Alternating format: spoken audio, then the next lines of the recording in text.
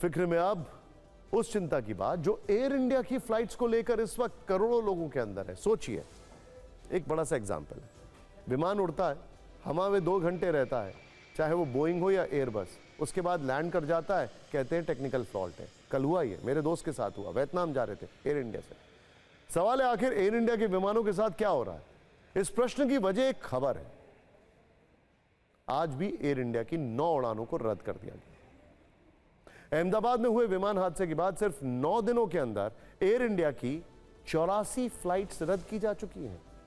विमानों को कैंसिल किए जाने के पीछे एयर इंडिया की ओर से मेंटेनेंस और ऑपरेशनल रीजंस की दलीलें दी जा रही है, लेकिन लोगों के मन में खौफ है।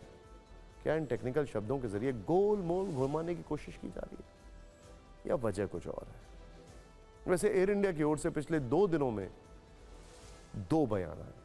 पहले बयान में कहा गया कि एयर इंडिया की उड़ानों में 15% तक की कटौती की जाएगी। इसके बाद कल ये कहा गया कि ये कटौती 21 जून से शुरू होकर कम से कम 15 जुलाई तक जारी रहेगी। और आज ये खबर आई कि अलग अलग रूट्स पर एयर इंडिया की 9 फ्लाइट्स को कैंसिल किया गया। जो उड़ानें आज रद्द की गई हैं उन्हें 4 इंटरनेशनल और 4 डोमेस्टिक। घरेलू उड़ानों में पुणे दिल्ली, अहमदाबाद दिल्ली, हैदराबाद मुंबई, चेन्नई मुंबई जाने वाली फ्लाइट्स को कैंसिल कर दिया गया। इसके अलावा इंटरनेशनल में दुबई से चेन्नई, दिल्ली से मेलबर्न, मेलबर्न से दिल्ली, दुबई से हैदराबाद की फ्लाइट पर ब्रेक लगा दिया गया। जबकि दिल्ली से पुणे जा रही एक फ्लाइट से पक्षी टकरा गया, जिसके चलते विमान की रिटर्न जर्नी कैंसिल करनी पड़ी। खैर, अब एयर इंडिया की फ्लाइट्स भले ही उड़ान न भर पा रही हों, लेकिन इस वक्त यात्रियों के मन में एयर इंडिया को लेकर बहुत सारे सवाल हैं जिनके बारे में आपको जानना चाहिए। देखिए, पहला सवाल यह है कि अचानक एयर इंडिया की इतनी फ्लाइट्स रद्द किए जाने की असली वजह क्या है? डर गए हैं? क्या मेंटेनेंस और ऑपरेशनल रीजंस के नाम पर यात्रियों से कुछ छिपाया जा रहा है? इंजीनियरिंग डिपार्टमेंट, आखिर एयर इंडिया के विमानों में अचानक से इतने बड़े स्तर पर मेंटेनेंस का काम कैसे हो रहा है? तो पहले क्यों नहीं हुआ?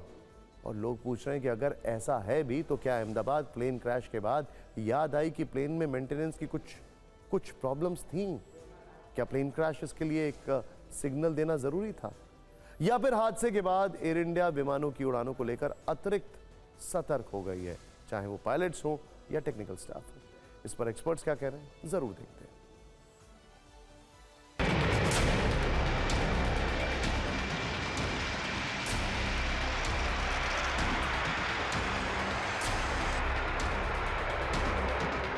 उसके पास पैसेंजर की सेफ्टी, एयरक्राफ्ट की सेफ्टी का दायित्व होता है। तो एक तरह से आप कहिए ये जरूरी है, ये सर्किल है। रिपोर्ट अगर नहीं करेगा और कोशिश करेगा रिस्क लेने का, तो वो मेजर एक्सीडेंट में बदल सकता है।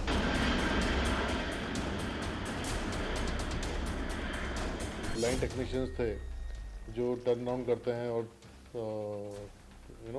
ब्रेक टाइम मेंटेनेंस करते हैं जहाज की, वो कहने कहीं छोटी मोटी मिस्टेक्स या छोटे मोटे स्नैक्स को रिपोर्ट नहीं करते थे।